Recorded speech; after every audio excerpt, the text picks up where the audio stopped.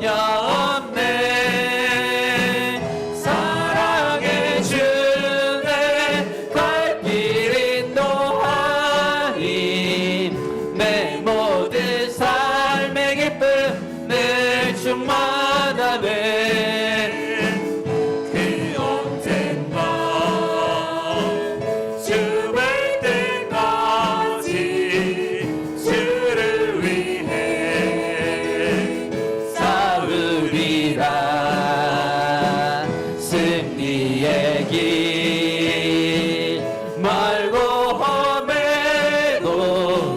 주님께서 나의 앞길 지켜주시리.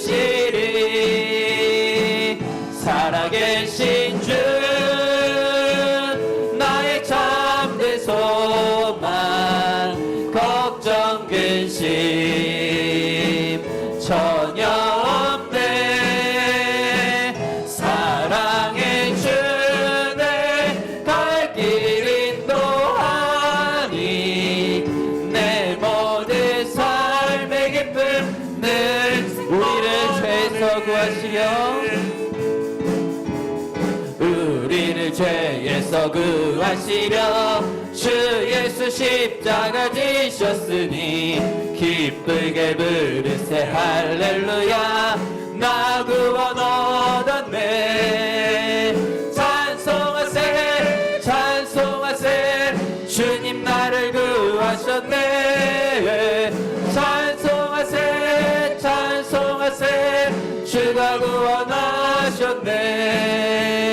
우리를 주께서 구했으니 이전에 행하던 악한 일과 주하고 더러운 모든 죄를 온전히 버렸네. 찬송하세 찬송하세 주님 나를 구하셨네. 찬송하세 찬송하세 주가 구원하셨네. 나 지금 죄에서 사함받아 거룩한 백성이 되었으니 이 육신 장막을 벗을 때도 겁날 것 없겠네. 찬송하세 찬송하세 주님 나를 구하셨네. 찬송하세 찬송하세 주가 구원하셨네.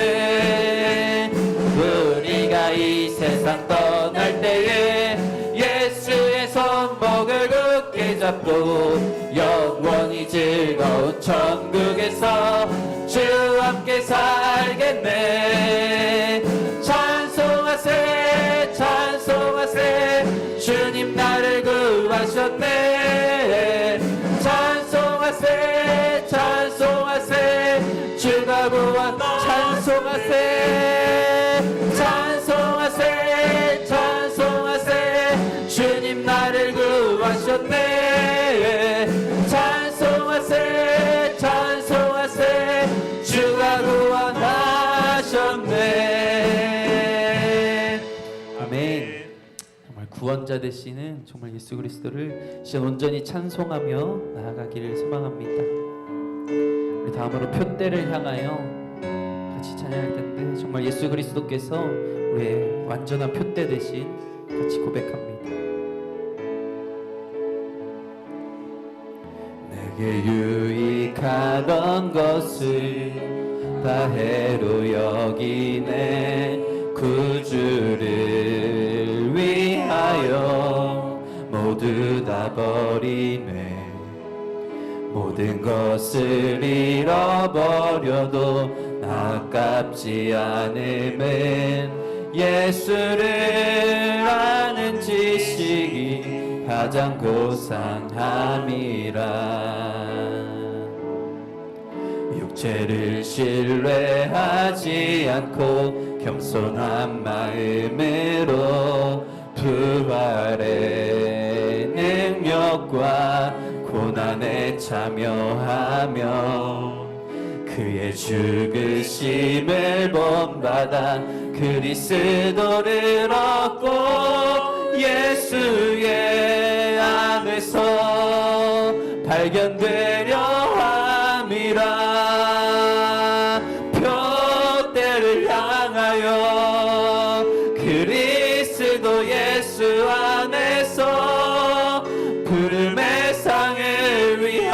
그대로 달려가노라. 이전에 있는 것은 모두 잊어버리고 앞에 계신 그리스도께로 달려가. 우리 처음부터 한 번 더 고백합니다. 내게 유익하던 것을 다 해로 여기네. 구주를 위하여 모두 다 버리네. 모든 것을 잃어버려도 아깝지 않음은 예수를 아는 지식이 가장 고상함이라. 육체를 신뢰하지 않고 겸손한 마음으로 부활의 능력과 고난에 참여하며 그의 죽으심을 본받아 그리스도를 얻고 예수의 안에서 발견되려 함이라. 표대를 향하여 그리스도 예수 안에서 푸름의 상을 위하여 달려가노라. 이전에 있는 것은 모두 잊어버리고 앞에 계신 그리스도께로 달려.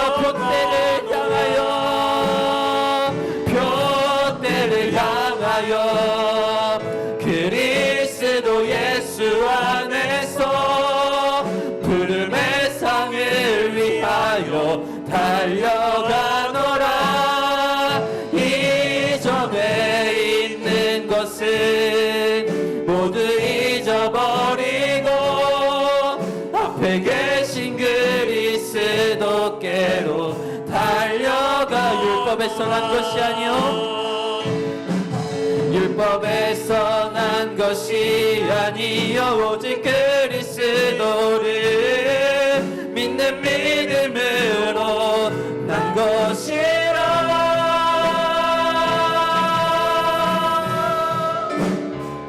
표대를 향하여 그리스도 예수 안에서 푸름의 상을 위하여 달려가노라. 이전에 있는 것은 모두 잊어버리고 앞에 계신 그리스도께로 달려가노라. 우리 시간 같이 기도하며 나아가기 소망합니다. 찬양의 고백처럼 아버지 주님, 우리가 그리스도 안에서 우리를 한 사람 한 사람 불러주신 그 은혜 안에서 우리가 정말 이 세상을 달려 나아갈 수 있는 우리가 되게 하여 주시옵소서. 이전 것은 지나갔으니 아버지 우리가 새 것이 되었습니다. 그것은 바로 오직 예수 그리스도로 말미암음임을 고백하며 나아가나오니 이 시간 오직 예수, 오직 우리 주인 되신 그분을 바라보며 그분만을 예배하며 나아갈 수 있는 우리가 되게 하여 주시옵소서. 이제 다같이 주여 한번 부르짖고 기도하며 나아갑니다. 주여.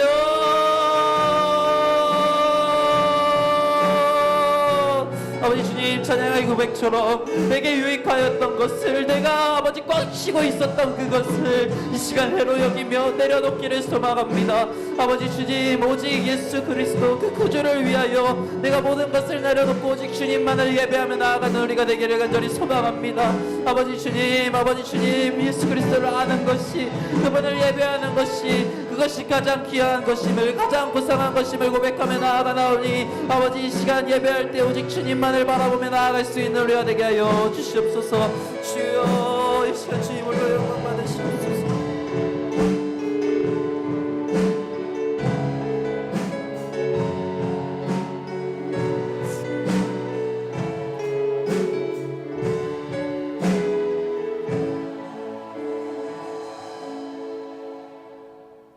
십자가로 막힌 담을 h으시고 우리를 합평케 하신 하나님 아버지, 주님의 은혜와 사랑에 감사를 드립니다. 우리를 향하신 주의 선하심과 인자하심으로 저희가 한 주간을 살아왔음을 고백드립니다.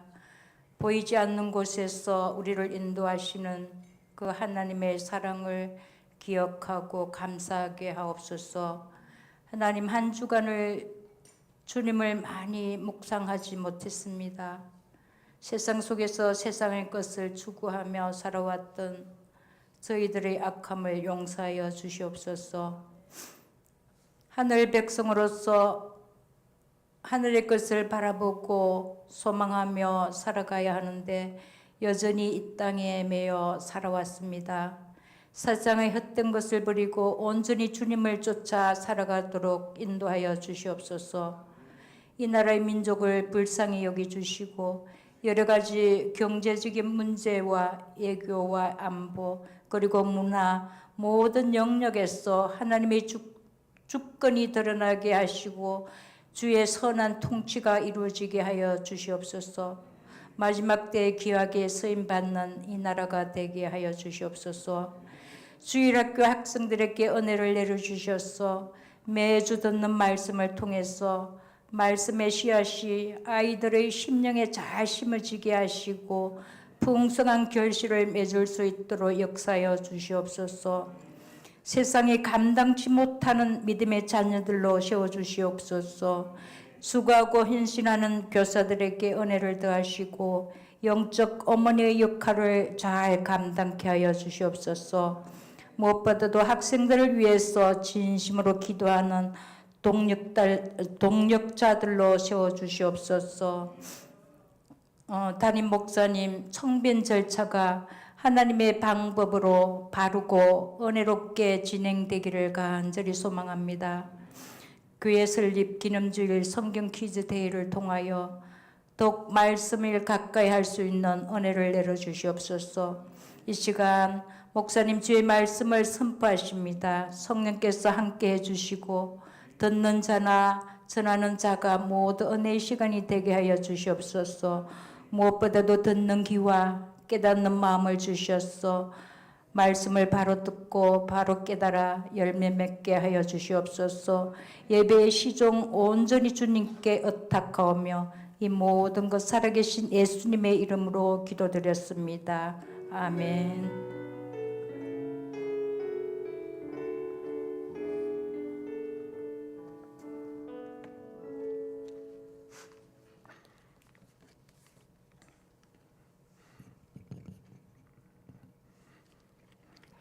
하나님 말씀은 에베소서 신약성경 에베소서 1장 3절부터 14절까지 보시겠습니다. 에베소서 1장 3절부터 14절입니다. 이제 봉독하겠습니다. 찬송하리로다. 하나님 곧 우리 주 예수 그리스도의 아버지께서 그리스도 안에서 하늘에 속한 모든 신령한 복을 우리에게 주시되 곧 창세 전에 그리스도 안에서 우리를 택하사 우리로 사랑 안에서 그 앞에 거룩하고 흠이 없게 하시려고 그 기쁘신 뜻대로 우리를 예정하사 예수 그리스도로 말미암아 자기의 아들들이 되게 하셨으니 이는 그가 사랑하시는 자 안에서 우리에게 거저 주시는 바 그의 은혜의 영광을 찬송하게 하려는 것이라. 우리는 그리스도 안에서 그의 은혜의 풍성함을 따라 그의 피로 말미암아 속량 곧 죄사함을 받았느니라. 이는 그가 모든 지혜와 총명을 우리에게 넘치게 하사 그 뜻의 비밀을 우리에게 알리신 것이요 그의 기뻐하심을 따라 그리스도 안에서 때가 찬 경륜을 위하여 예정하신 것이니 하늘에 있는 것이나 땅에 있는 것이 다 그리스도 안에서 통일되게 하려 하심이라. 모든 일을 그의 뜻의 결정대로 일하시는 이의 계획을 따라 우리가 예정을 입어 그 안에서 기업이 되었으니 이는 우리가 그리스도 안에서 전부터 바라던 그의 영광의 찬송이 되게 하려 하심이라.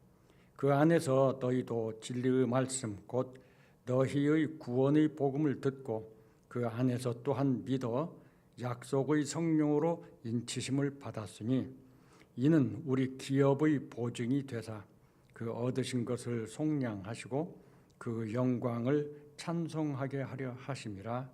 아멘.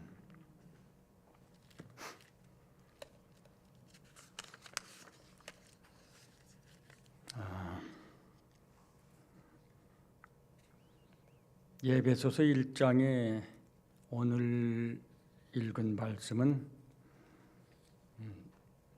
익숙하고 잘 아는 말씀이시기도 하지만 동시에 매우 어렵고 소화가 잘 안 되는 말씀이기도 하지요.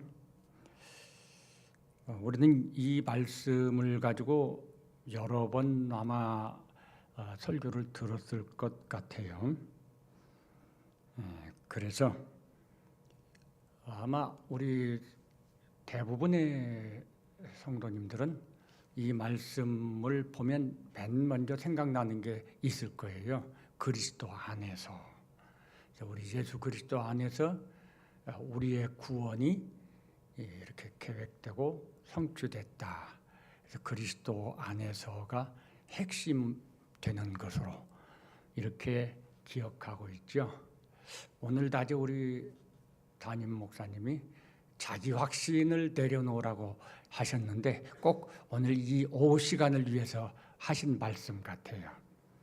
우리가 이미 들어서 알고 있고 또 우리가 들어서 우리 마음속에 어느 정도는 이렇게 고정된 그 생각들을 이 시간 다 내려놓으시고 오늘 말씀을 들으실 수 있기를 바랍니다. 왜냐하면 제가 이 본문을 설명드리는 것은 그 방식과 내용에서 과거에 우리가 듣고 기억하고 있는 것하고 조금 차이가 있기 때문에 그렇습니다. 선입견을 가지고 있으면은 이게 받아들여지지 않고 소화가 되지 않을 거예요. 그래서 마음을 비우시고 이 말씀이 어떤 말씀일까 사모하면서 들으신다면 분명히 성령께서 주시는 은혜를 깨달을 수 있을 것이다 라고 여겨집니다. 우선 우리가 기억해야 될 것은 이 에베소서라고 하는 말씀이 하나님의 비밀의 경륜이라고 하는 걸 기억을 해야 되겠어요. 이 하나님의 비밀의 경륜을 어느 누구도 생각도 알지도 못하는 거고 또 연구해서 풀어낼 수 있는 게 아니에요. 우리는 모르는 거죠. 그것을 하나님께서 사도 바울에게 깨닫게 하셔서 지금 오늘 우리들에게 들려주시고 또 알게 하시는 거거든요. 이 비밀의 경륜, 이게 도대체 어떤 거냐? 사도 바울은 3장에서 은혜의 경륜이라 이렇게 표현을 했습니다. 그러니까 하나님의 비밀의 경륜은 은혜의 경륜이라는 말이죠. 누구를 위한 은혜의 경륜이냐? 바로 우리를 위한 은혜의 경륜이다. 이 하나님의 비밀의 경륜은 우리를 위한 하나님의 계획이라 그 말이죠. 놀라운 말씀이죠. 그래서 그 비밀의 경륜이 우리를 위한 은혜의 경륜이라는 것을 사도 바울이 깨닫고 너무 마음이 감격스러웠어요. 그래서 오늘 이 3절에서 시작하는 말이 찬송하리로다 라고 시작을 하는 거죠. 얼마나 그 마음이 감격스러웠을까. 성경 어디에서 바울 서신 어디에서도 이렇게 시작하는 것이 없거든요. 여기서만 찬송하리로다 라고 말을 하는 거죠. 너무 감격스러웠던 거죠. 그 바울이 하는 말이 뭐죠? 하나님 곧 우리 주 예수 그리스도의 아버지께서 그리스도 안에서 하늘에 속한 모든 신령한 복을 우리에게 주시되, 하늘에 속한 모든 신령한 복을 주셨다는 거죠. 그게 그 비밀의 경륜 속에 그 내용을 말한 거예요. 너무 감사하죠. 근데 그걸 누구에게 주었다? 우리에게 주었다라고 말을 하는 겁니다. 그래서 이 하나님의 경륜은 우리를 위한 경륜이라고 말씀을 드리는 것입니다. 이 문장을 보면요, 이 문장에는 주어가 있고 동사가 있고 보어가 있고 형용사죠. 그리고 목적어가 있어요. 이 3절부터 14절까지를 쭉 반복해서 읽어보시면은 목적어에 해당되는 단어가 무엇이냐? 우리예요. 그래서 우리에게, 우리를, 이 표현이 반복되고 있다는 거죠. 결국 이 3절부터 14절까지에 나와 있는 하나님의 경륜이 초점, 그 경륜이 목적하고 있는 대상은 우리라고 하는 거예요. 물론 그리스도 안에서가 중요한 표현인 것은 맞습니다만은 그리스도 안에서가 목적어가 아니에요. 우리가 목적어인 거죠. 그러니까 하나님의 경륜의 비밀이 우리를 위한 거란 것, 그래서 은혜의 경륜이다라고 말씀을 드릴 수 있는 것입니다. 물론 이 우리라는 표현은 우리가 기억해야 되는 것은 사람이면 모두 다를 의미하는 게 아닙니다. 우리라는 표현에는 우리가 있고 우리가 아닌 우리 밖에 있는 사람들이 있다는 의미죠. 우리라고 하는 이 말, 이 대상, 우리라고 하는 여기에 해당되는 사람들에게 주시는 말씀인 거죠. 그들에게만 은혜의 비밀, 은혜의 그 경륜이죠. 우리 밖에 있는 사람에게는 해당 사항이 없다. 이런 것도 우리가 생각을 해봐야 됩니다. 그래서 우리는 누구냐? 우리는 개인일 수도 있고 공동체일 수도 있어요. 세상에 살지만 세상에 속하지 않은 사람들입니다. 그런 사람들을 사도 바울은 이 1장 1절에서 말하기를 에베소에 있는 성도들과 그리스도 예수 안에 있는 신실한 자들이라고 표현을 했어요. 우리는 누구냐? 에베소에 있는 성도들과 그리스도 예수 안에 있는 신실한 자들. 그래서 우리는 두 가지로 설명이 되는데, 하나는 믿음을 가진 개인들, 그리고 또 하나는 그 믿음을 가진 개인들이 모인 공동체, 즉 교회를 말하고 있는 것입니다. 그래서 이 하나님의 비밀의 경륜은 우리 성도들과 그리고 우리 교회를 위한 은혜의 경륜이다. 이렇게 말씀드릴 수가 있을 것 같아요. 구체적으로 우리를 위한 이 하나님의 은혜의 경륜에 대해서 비밀의 경륜이라고 그랬잖아요. 그 비밀의 경륜의 내용, 구체적으로 그게 어떤 것들이냐? 우리가 이 본문을 읽어보면 느끼시는 게 있지만 복잡해요.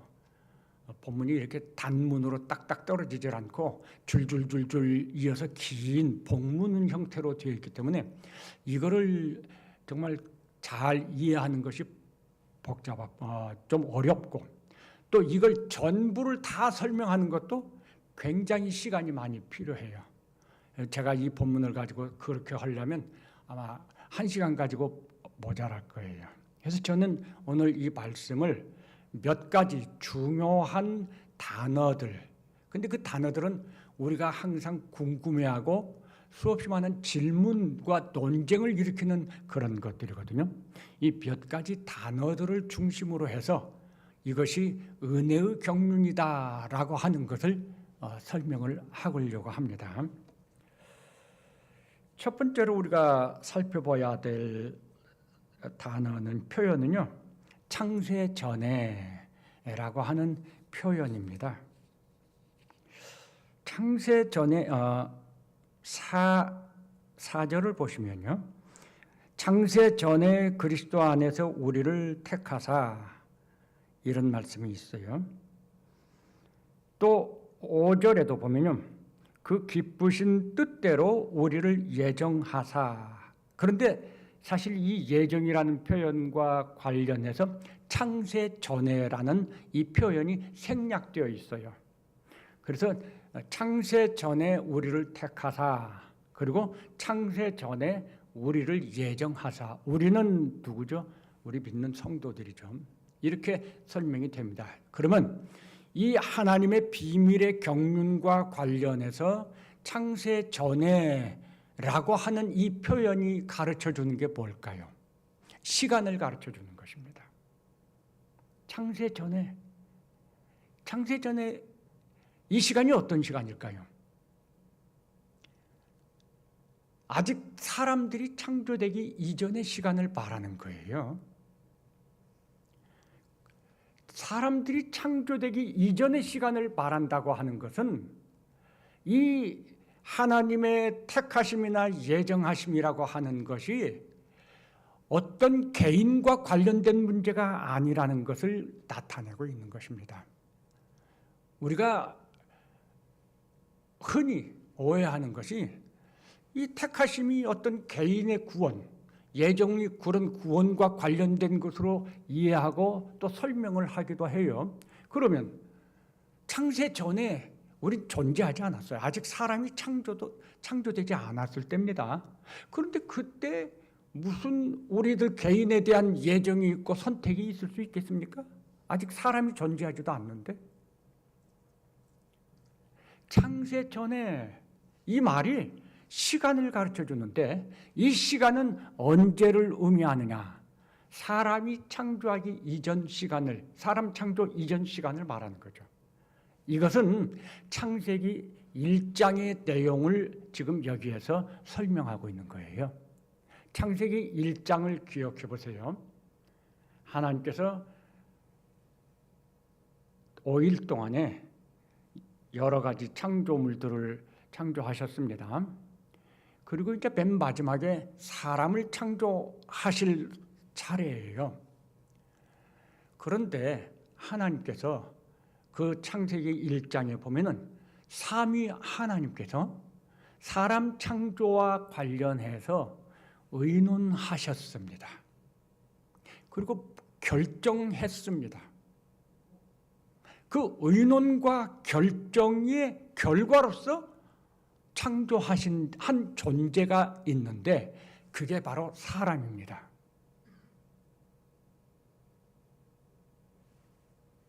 이해되셨죠? 사람을 창조하기 전에 삼위 하나님께서 의논하고 결정하셨다는 거죠. 그래서 사람 창조 이전에, 즉 창세 전에, 이 표현은 바로 사람을 창조하기 이전을 말하는 거죠. 그리고 그때 삼위 하나님의 의논이 있었고 결정이 있었는데 그 결정에 따라서 특별한 한 존재를 만드셨습니다. 그리고 그 존재의 이름을 사람이라고 칭하셨습니다. 이 사실을 지금 말씀하고 있는 거예요. 창세 전에. 그러니까 그때는 우리들 개개인의 존재라는 상상할 수가 없습니다. 그래서 이 표현을 우리 개개인에게 적용하면 상당한 오해가, 혼란이 일어날 수밖에 없다고 생각이 됩니다. 자, 그러면 택하심이라고 하는 건 어떤 의미일까요? 창세 전에 우리를 택하셨다고 그랬거든요. 택하심도 아까 말씀드린 것처럼 우리가 오해하는 부분 중에 하나죠. 우리들 각자를 창세 전에 택하셨다 이렇게 설명한다면 창세 사람을 만들기 이전에 우리를 택하셨다는 의미가 되거든요. 뭐 듣기는 좋아요, 사실은. 은혜스럽고. 그런데 그게 합당하지 못한 설명이 되는 거죠. 사람이 아직 창조도 안 됐는데 그때 우리를 어떻게 하나님께서 너 우리 개인적인 상황들을 다 생각하시고 정해놓으셨다, 택하셨다 그렇게 설명한다는 게 이상하죠. 택하심이라고 하는 건 그럼 뭘까요? 하나님이 만물을 창조하셨습니다. 그리고 나서 사람을 창조하시기 전에 의논하고 결정을 했습니다. 그 의논과 결정이 뭐냐? 창조된 만물들을 보셨습니다. 다 좋았습니다. 그런데 삼위 하나님의 마음속에 뭔가 한 가지 더 필요한 것 같았어요. 그래서 세 분이 의논을 했습니다. 그리고 결정을 했어요. 우리가 마지막 창조에는 여태까지 창조한 모든 것들과는 다른 특별한 한 존재를 창조하자. 특별한 존재를 창조하자. 그래서 사람을 그렇게 특별한 존재를 창조한 그 존재가 사람인 거죠. 사람을 어떻게 특별하게 창조했어요? 하나님의 형상으로 창조했어요. 그리고 하나님의 권세를 위임하시고 지위를 주셔서 만물을 다스리게 하셨어요. 이 정말 특별한 존재를 창조하신 거죠. 다른 피조물과는 피조물이지만 다른 피조물과 구별되는 한 존재를 만드셨다. 그게 사람이다. 바로 이것이 택하심이라고 하는 것입니다. 우리를 개인적으로 택했다는 의미가 아니고 하나님은 세상 만물을 다 사람을 포함해서 창조하셨는데 그런데 그 창조하신 만물 가운데 사람을 택했다는 뜻이에요. 어떻게 택해요? 하나님 닮은 형상으로 창조하기로 구별해 놨다. 구별했어요. 특별히 창조했어요. 그래서 하나님을 대신해서 만물을 다스리는 그런 존재로 선택해 놓으신 거죠. 택했다는 말. 그래서 창세 전에 우리를 택하사, 창세 전에 택했다는 말은 사람을 택했다는 거죠. 모든 피조물과 대비해서 사람을 택하셨다라고 여겨집니다. 처음 사람을 만드신, 창조하신 그 이야기와 연관이 되는 표현이죠. 택하심이었다. 그 다음에 생각할 것은 창세 전에 예정하셨다는 표현입니다. 예정이라는 게 뭘까? 이걸 이제 또 우리는 개인 구원과 관련해서 설명을 많이 합니다. 우리는 구원받기로 예정됐다 이렇게 설명을 하는 거죠. 이제 그런 이유들은 그렇게 설명하는 이유들은 야곱 이야기를 예를 들면 야곱 같은 사람이 어떻게 믿음을 가지고 그렇게 훌륭한 믿음의 사람이 됐을까? 그걸 보면 예정됐다 이렇게 설명을 하는 거예요. 우리들도 똑같아요. 내가 어떻게 믿음을 가지게 됐을까? 예정됐으니까 그렇게 된 거지. 참 쉽게 설명하고 그럴싸한 설명이죠. 그런데 그렇게 설명하고 이해하면 문제가 나오죠. 어떤 문제가 나오죠? 창세 전에 예정했다는 거죠. 그럼 사람을 창조하기 이전에 우리가 다 예정되어 있었다는 말이 되잖아요. 그렇게 설명하면 복잡한 문제가 하나 나와요. 뭐냐? 이 세상의 모든 문제의 책임은 하나님께 있는 거예요. 그게 운명론이거든요. 내 책임 없어요. 내가 잘못돼도 그거 하나님 책임, 내가 잘 때도 하나님 책임, 모든 문제의 책임이 하나님께 있어요. 그거 다 예정된 것이니까. 그래서 창세 전에 예정이라고 하는 것을 그렇게 설명하면은 이게 모든 책임이 하나님께 간 거예요. 쉽게 말하면 어떤 사람들은 이 예정을 오해해가지고 가룟 유다가 예수님을 배신하고 판 것도 예정된 대로 한 거 아니야? 그러니 가룟 유다는 잘못이 없는 거죠. 예정을 그렇게 설명하면 그 말에 우리가 할 말이 없는 거예요. 그래서 예정이 그런 의미가 아니다. 그 단서가 창세 전에라고 하는 표현인 거예요. 택하심이 창세 전에 있었던 것처럼 예정도 창세 전에 있었다라고 말은 합니다. 그러니까 우리 사람을 창조하기 이전에 예정이라는 게 있었다는 거죠. 그러면 이 예정이라는 게 뭐냐? 사람을 구별하셔서, 즉 세상 만물과 다르게 다른 존재로 만드신, 즉 그 택하신 이유가 있어요. 그거를 목적이라고 하는 거죠. 창조의 목적이라고. 근데 그 목적을 하나님은 예정하신 거죠. 하나님의 예정하신, 사람을 창조하실 때 택하실 때 하나님의 예정하신 계획하신 목적이 있어요. 그 목적을 여기서는 뭐라고 하느냐, 하나님을 찬송하게 하려 함이라 라고 말을 하고 있는 것입니다. 그래서 사람 창조의 목적은 하나님을 영화롭게 하는 것이 창조의 목적이라고 성경은 가르쳐 주지요. 이것을 하나님은 예정하셨다 라고 하는 것입니다. 그래서 예정이라는 표현은 창조의 목적에 관한 표현이라고 하는 것입니다. 그러면 아무 문제가 없어요. 오늘 우리가 읽은 이 말씀에서는 그 하나님을 찬송하는 것과 관련해서 표현이 두 가지가 있어요. 하나는 하나님을 찬송하게 하려 함이라, 그게 두 번 나오고요. 또 하나는 찬송이 되게 하려 함이라, 이렇게 나오죠. 찬송이 되게 하려 함이라는 그리스도 안에서 그게 이루어지는 겁니다. 본래 하나님의 목적은 우리 사람으로 하나님을 영화롭게 하는 그런 것이 목적이었어요. 그래서 두 가지가 적용이 됩니다. 존재적으로 하나님을 영화롭게 하는 존재로 하나님은 창조하셨어요. 그게 뭐죠? 하나님의 형상으로 창조하시고, 그리고 하나님의 권세와 지위를 주셔서 다스리게 하셨습니다.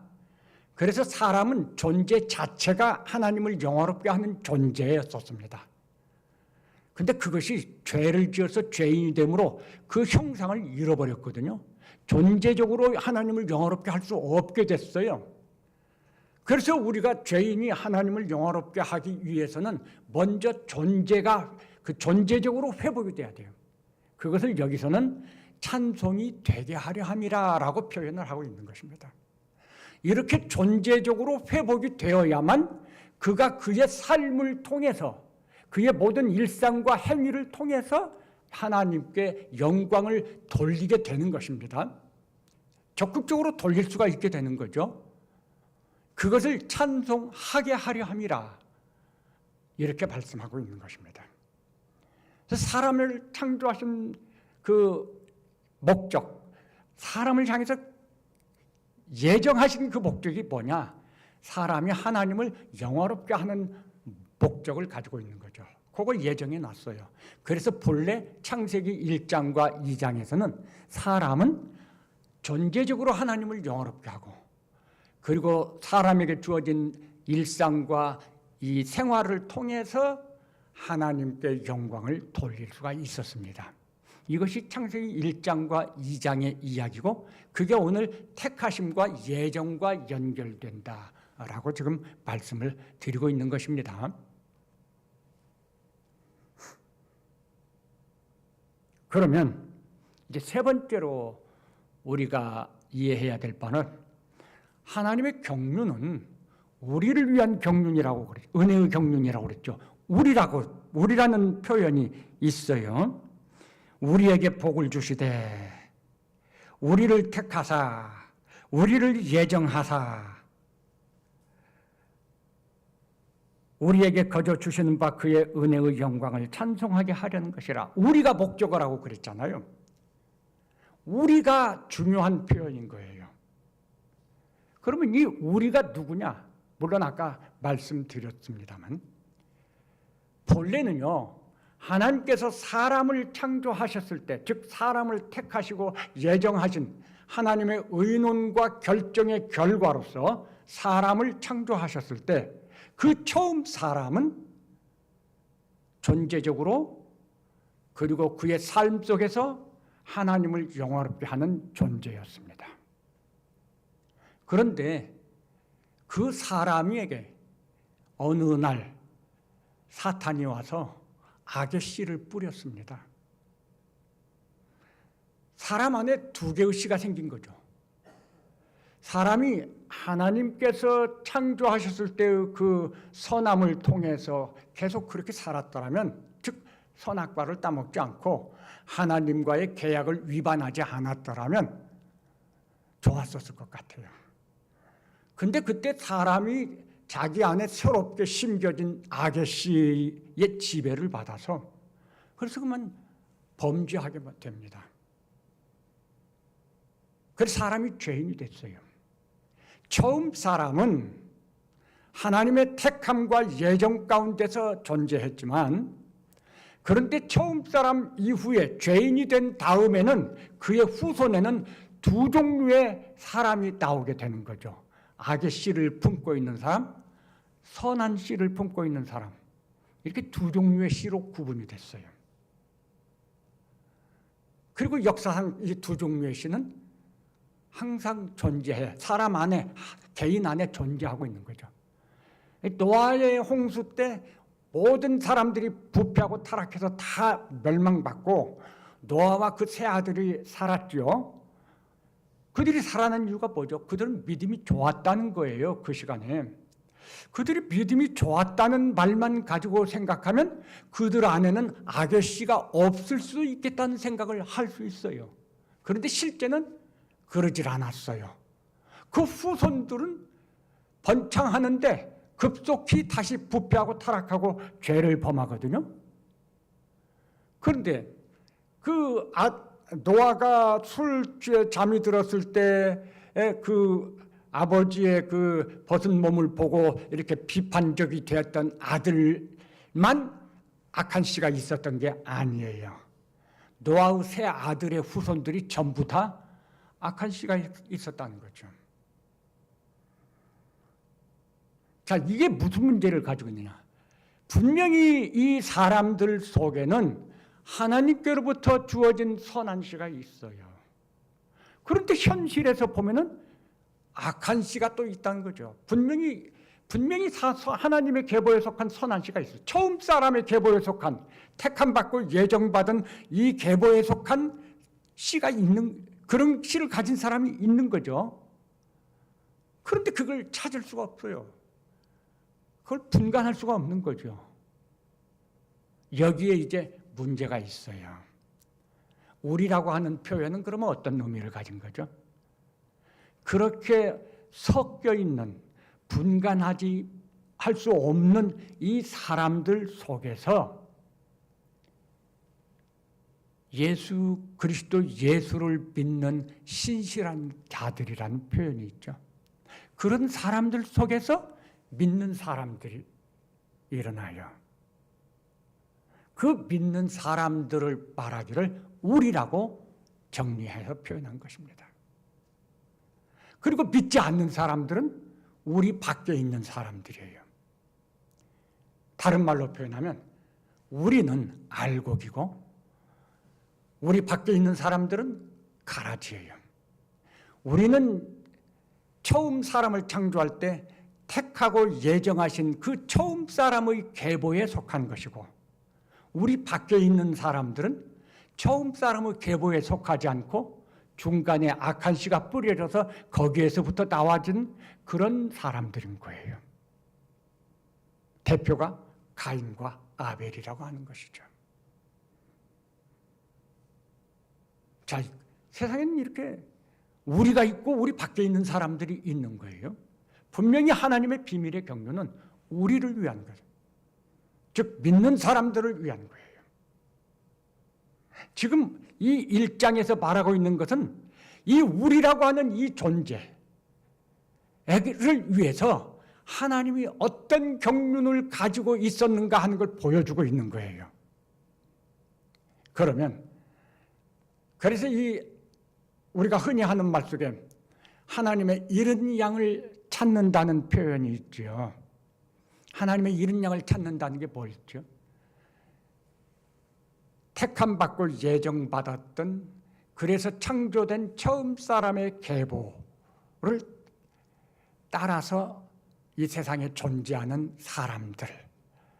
근데 현실에서는 구분이 안 돼 있어요. 그런 사람들을 잃어버린 자라고 말을 하고, 하나님의 잃은 양이라고 말을 하고, 그런 사람들을 찾아내는 것이 전도라고 하는 것입니다. 하나님께서는 그 잃은 하나님의 자녀들, 여기서 자녀들이 되게 하셨으니 표현이 나오죠. 자녀들을 다 찾기까지 기다리고 계신다고 했습니다. 자, 그러면 우리가 이제 마지막으로 생각할 것이 그리스도 안에서라는 표현입니다. 그리스도 안에서라고 하는 이 표현은 어떤 의미를 가진 것이라고 할까요? 이것은 첫째로 이 그리스도 안에서라는 것은 우리의 구원과 관련된 거죠. 구원이 뭐죠? 여기 에베소 1장에 있는 말씀을 그대로 이용해서 구원을 설명한다면 택하고 예정받은 첫 번째 창조된 사람의 계보에 속한 사람들을 찾아내서 그들이 그 본래의 첫 번째 사람처럼 회복되는 거예요. 하나님의 형상을 회복하게 만들고, 그래서 그들의 삶이 변해, 목적이 변해서 하나님을 영화롭게 하는 목적을 가지고 살게 하는 것, 이게 바로 구원인 것입니다.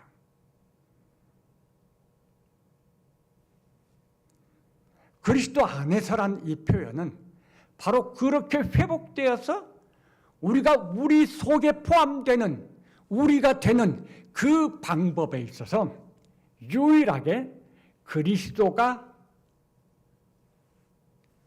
유일한 길이다 라고 하는 것입니다. 그리스도 안에서. 그리스도 밖에는 그런 길이 없다. 자격 있는 존재는 그리스도뿐이다 라는 거죠. 왜 그럴까요? 예수님은요, 삼위 하나님의 한 분이에요. 삼위 하나님이 의논하고 결정하실 때 예수님이 그때 거기 함께 참여했습니다. 예수님은 그래서 하나님의 뜻을 잘 알고 계시죠. 그리고 예수님이 맡은 역할이 있었어요. 그것은 예수님은 하나님의 그 택하시고 예정하신 그 뜻을, 경륜을 집행하시는, 그것을 이루기 위해서 집행하시는 것을 책임지셨어요. 그래서 예수님이 이 세상에 우리의 몸을 입고 오셔서 하나님의 뜻을 다 이루시고 만족시키시고 십자가에서 죽으시기까지 만족시킨 거예요. 그것도 그 경륜 가운데 포함되어 있는 거예요. 그래서 그것을 여기에서 표현하기를 그리스도의 피로 말미암아 우리가 대속함을 얻는다는 표현이 있는 거예요. 예수 그리스도 외에 어느 누구도 자격이 없어요. 왜냐면요, 그 계획을 알지도 못해요. 사람은 그 계획에 참여하지도 않았어요. 그땐 사람이 없었으니까. 그런데 이 세상에 존재하고 먼 훗날 태어난 누군가가 예수 그리스도를 대신해서 내가 구주고 내가 메시아도 이렇게 말한다면 그건 참 우스운 일이죠. 너무 교만한 말이고 너무 오버하는 말인 거죠. 아마 그런 사람이 자기 확신에 빠진 사람이라고 할 수 있겠죠. 근데 이 세상엔 그런 사람들이 많다고 그랬어요. 그게 마지막 때로 갈수록 더 많아진다. 예수님이 그렇게 말씀하셨으니까 그런 주장을 하는 사람들이 많아지는 것. 또 그런 교회들이요, 가보면 건물도 크게 짓고 사람도 많이 모이고 인기도 있거든요. 그런 거 부러워할 필요가 없어요.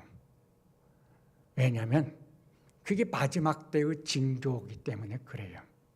그리고 그런 작업은 어떤 작업이냐? 우리가 있고 우리 밖에 있는 사람들이 있잖아요.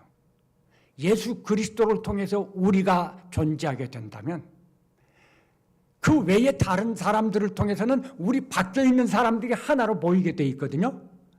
그래서 이 세상은 둘로 구분이 되는 거예요. 택하시고 예정하신 그 결과 만드신 처음 사람의 계보에 속한 사람들 우리와 그 밖에 있는 사람들, 우리 밖에 있는 다른 사람들과 둘로 나뉘는 것이 성경 계시록 11장에서 가르쳐주고 있는 거예요. 그거를 계시록 11장은 성전 안에 있는 무리, 성전 밖에 있는 무리 이렇게 나뉜다고 그랬고, 그렇게 나뉘는 것이 선명해지고 확정되면은 그때가 주님이 재림하시는 때라고 그랬습니다. 근데 아직은 때가 안 됐죠. 왜? 선명하게 나눠지지 않은 것 많이 있거든요. 지금 우리는 그래서 존재적으로 우리는 하나님을 영화롭게 하는 존재가 돼야 되는 것이 맞고요. 그리고 우리의 삶을 통해서 하나님을 영화롭게 하는 자들이 돼야 돼요. 그런 삶을 살아야 돼요. 이게 하나님이 사람을 창조한 목적이니까. 그걸 예정해 놓으신 거예요. 근데 우리가 그런 존재가 안 되고 그렇게 살지 않는다면 정말 그건 문제가 있는 거예요. 그건 병든 우리 안에 있는지는 몰라도 병이 들었다고 할 수밖에 없어요. 다시 말하면 우리가 흔히 생각하는 것처럼 내가 예수 믿어서 구원받았어. 이게 전부가 아닌 거예요. 구원받았다는 건 뭐죠? 하나님을 찬양하는 존재가 됐다는 말입니다. 그러면 이제부터는 그런 존재로서 하나님을 영화롭게 하는 삶을 살아야 되는 거죠. 거기까지 가야만 성경이 가르쳐주는 하나님의 그 경륜 속에 포함되는 우리가 될 수 있다는 거예요. 예수님께서는 여기 성경에 있는 것처럼 하나님의 그 경륜을 책임지고 집행하셔서 이 세상에 오셔서 십자가에서 죽으시기까지 순종하심으로써 하나님의 뜻을 다 이루시고 그리고 하나님의 그 처음의 목적에 합한 자가 될 수 있는 길을 준비해 놓으셨습니다. 열어 놓으셨대요. 그런데 그렇다고 해서 그것이 우리 것이 되는 건 아닙니다. 배가 고프면 먹어야죠.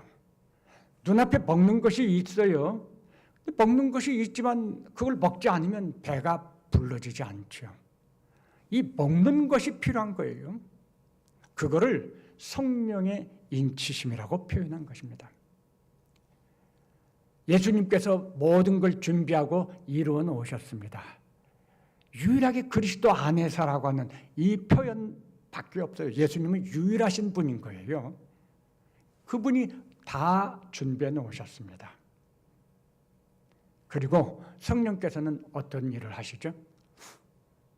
성령께서 예수님이 올라가신 다음에 성령을 보내시지요. 성령도 하나님이십니다. 삼위 하나님이 처음에 의논하고 결정하실 때 성령 하나님도 그때 거기에 같이 계셨어요. 그래서 성령 하나님도 그 의논이 어떤 의논이고 결정이 어떤 것인지 알고 계세요. 그래서 예수님이 보내신 하나님이 보내신 하나님의 영, 성령의 영, 진리의 영, 이름이 여러 가지로 불리우는 이 성령 하나님도 오셔서 일하시면 그 하나님의 뜻을 이루시는 것에 이렇게 합하도록 일하시는 것이 분명해요. 요한복음은 그 점에 대해서 가르쳐 주기를 성령 하나님의 사역은 방향이 있다. 예수 그리스도의 가르치심을 가지고 우리에게 깨닫게 하고 그리고 예수 그리스도를 영화롭게 하는 방향으로 성령께서는 사역을 하십니다. 그런데 성령의 사역에 대해서 구체적으로 세 가지를 말씀하거든요. 깨닫게 하시고 죄에 대하여, 의에 대하여, 심판에 대하여 이 세 가지를 깨닫게 하신다 그랬어요. 자, 성령께서는 오셔서 각 사람들 마음 가운데 임하십니다. 그래서 무슨 일을 하시느냐? 깨닫게 하십니다. 내가 죄인이구나 깨닫게 하십니다. 의에 대하여 깨닫게 하십니다. 예수님이 나 때문에 내 죄 때문에 돌아가셨구나. 의에 대하여 깨닫게 하십니다. 심판에 대하여 깨닫게 하십니다. 예수님을 믿지 않는 사람들은 심판이 있습니다. 깨닫게 하셔요. 그런데 사람들의 반응은 두 종류로 나와요. 성령께서 임하셔서 깨닫게 하시는데 어떤 사람은 아멘 하고 그 사실을 받아들이고 겸손하게 자기가 죄인 된 걸 인정하고 내 죄를 예수님이 위해서 죽어주심으로 내 죄가 속량받았습니다. 감사합니다. 예수님을 나의 구주로 믿습니다. 받아들이고 그래서 믿는 자가 되는 거죠. 어떤 사람은 반응이 달라요. 난 안 믿어. 난 죄 없어. 왜 예수만 믿어야 돼? 난 필요 없어. 거절합니다. 심지어 대적합니다. 두 종류의 반응이 있어요. 그런데 성령의 인치심이라고 하는 건 무엇을 의미하는가요? 그 사람이 보여주는 그 반응, 두 가지 반응 중에서 그랬군요. 내가 죄인이었군요. 그 죄를 속량받게 하기 위해서 예수님이 대신 죽어주셨군요. 그 예수님을 내가 구주로 인정합니다. 믿습니다. 이렇게 반응하는 그것을 성령의 인치심이라고 말하는 거예요. 성령의 역사는요, 요한복음 3장에 보면 바람의 역사와 같다 그랬습니다. 성령이 언제 어떻게 역사하는지 우리는 알지 못해요. 그런데 바람이 불면 바람이 부네? 알 수 있죠. 뭘 가지고 알아요? 나타나는 현상을 가지고 바람이 분다고 알죠. 머리카락이 흔들리고 옷자락이 다 벗기고 증거가 있는 거죠. 성령의 역사는 바람의 역사 같아서 언제 어떻게 역사하는지 알 수 없어요. 그런데 성령이 역사했다고 할 때 증거가 있다는 거죠. 사람이 겸손해지고 죄인됨을 인정하고 예수님을 구주로 믿게 된다는 거죠. 그걸 보니까 그 사람 안에서 성령의 인치심이 있었구나, 성령의 역사가 있었구나라고 말을 하는 거예요. 성령께서 역사하시는, 즉 인치심은 예수 그리스도가 하신 그 모든 사역을 우리 안에서 열매 맺게 하는 사역입니다. 그래서 이 성령의 인치심은 그리스도 안에서 속에 포함이 될 수 있는 거예요. 우리가 누구죠? 우리는 바로 그 그리스도의 사역과 성령의 인치심의 사역을 통해서 내가 죄인이군요 인정하고, 예수 그리스도의 대속의 죽음을 인정하고, 그리고 예수 그리스도를 구주로 받아들이고 믿는 그 사람들을 우리라는 말로 표현한 것입니다. 그래서 이 세상에는 우리가 있고 우리 밖에 있는 사람들이 있다라고 하는 것이죠. 이 모든 것이 창세 전에 택하심과 예정하심 속에, 그리고 좀 더 구체적으로 창세기 1장에서 사람을 창조하기 전에 삼위 하나님이 모여서 의논하고 결정하신 거기에서부터 나와진 이야기라고 하는, 그래서 이게 비밀의 경륜이고, 그런데 우리를 위한 것이기 때문에 은혜의 경륜이라고 말씀을 드리는 것입니다. 택하심은 하나님이 사람을 창조하신 것과 연결된 표현이죠. 모든 피조물과는 다른 특별한 존재로 택하셨어요. 그래서 만드신 사람, 그 존재가 사람이죠. 예정이라고 하는 것은 하나님이 그렇게 사람을 구별하여 택하신 목적을 말씀하는 거죠. 이런 목적을 예정해가지고 창조하셨다. 그 목적이 뭐죠? 바로 하나님의 영광을 찬송하게 하려 함이라.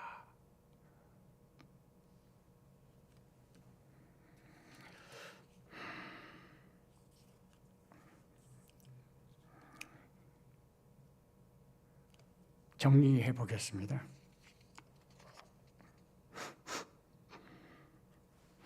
하나님의 비밀의 경륜은 사람을 창조하신 일과 관련된 것입니다. 삼위 하나님의 의논과 결정에 관한 이야기를 하나님의 비밀의 경륜이라고 한 겁니다. 사람은 그거 알 수 없죠. 그땐 사람이 없었으니까요. 그러니까 연구해서 알 수 있는 것도 아니에요.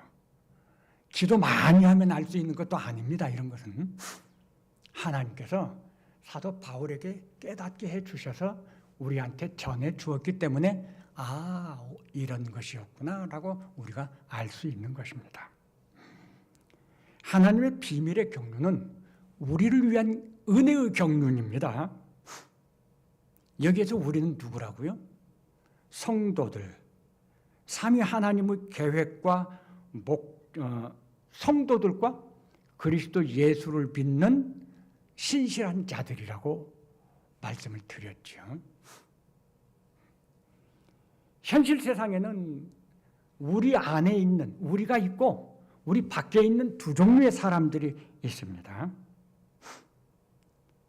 우리 안에 속한 사람이 되는 것과 관련해서는 오직 예수 그리스도만이 그 문제를 해결할 수 있는 유일한 길입니다.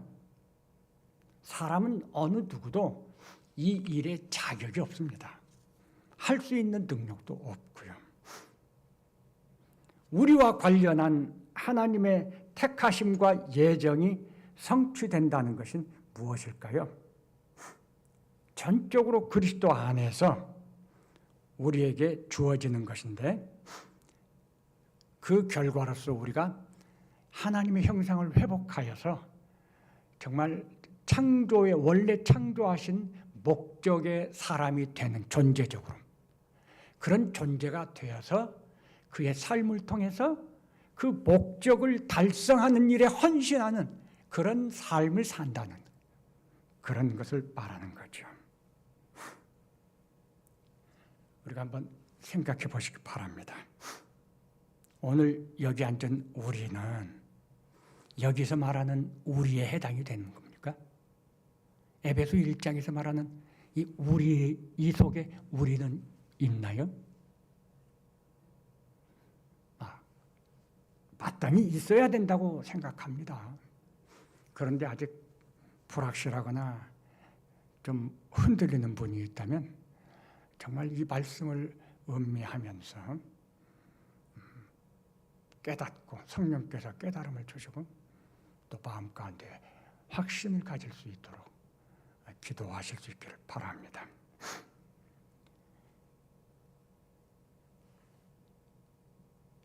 말씀드린 것처럼 하나님의 택하심과 예정, 즉 사람을 창조하신 목적은 우리의 구원이 전부가 아니라는 걸 알려주셨죠. 이렇게 이해할 수가 있을 것 같아요. 구원의 목적은 찬송하는 자가 되게 하려 합니다. 이제 우리는 구원받았습니다. 그러니까 이제부터 우리는 존재에 합당한 모습으로서 하나님을 영화롭게 하는 이것에 우리의 삶을 헌신해야 하는 거죠. 그런 면에서 우리는 죄 가운데 머물러 있으면 안 됩니다.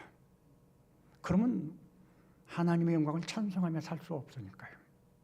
이제 우리는 죄의 왕노릇을 해야 돼요. 죄에 대해서. 죄를 이기면서 하나님의 뜻을 따라서 살아야 되겠죠. 양다리 걸치게 하는 것, 이건 정말 잘못입니다. 두 주인은 있을 수 없으니까요. 우리는 오직 삼위 하나님을 영화롭게 하기 위해서 이제부터 내 삶은 헌신하며 살겠습니다. 이것이 우리 그리스도인의 삶의 목적인 거예요. 이거 외에 다른 목적은 없습니다. 이 한 가지 목적.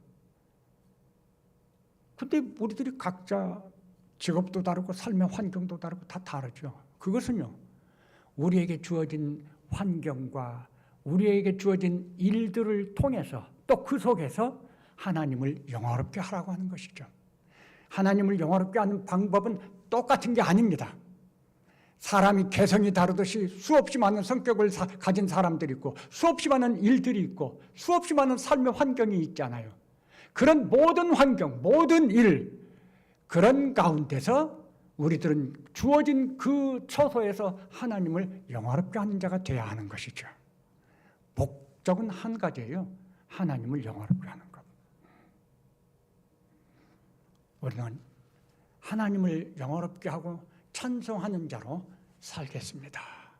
이런 마음에 오늘 이 하나님의 비밀의 경륜이 우리를 위한 은혜의 경륜이라는 사실을 이해할 수 있다면 당연히 그런 결심에, 그런 헌신의 마음이 있어야지 적절하지 않겠는가.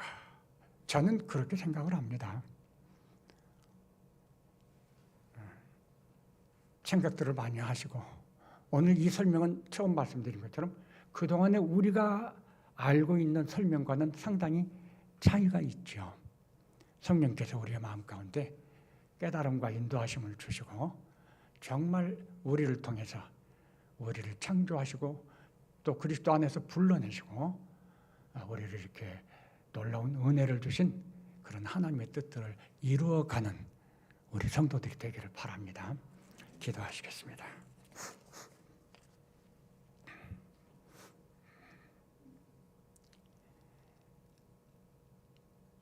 하나님의 비밀의 경륜에 대해서 우리는 생각도 알 수도 없는 것인데 오늘 사도 바울을 통해서 우리에게 깨닫게 해주심을 감사드립니다. 그것이 바로 우리를 위한 경륜이라고 하는 것, 너무 놀라운 은혜인 것을 인정합니다. 우리가 이 세상에 존재하기 전에 하나님은 사람을 특별한 존재로 창조하시기로 의논하시고 결정하시고 그런 창조된 사람에게 하나님 예정하신 목적이 있었다는 걸 잊어야 합니다. 사람이 이 세상에 사는 목적은 하나님을 영화롭게 하는 것이라고 하셨습니다.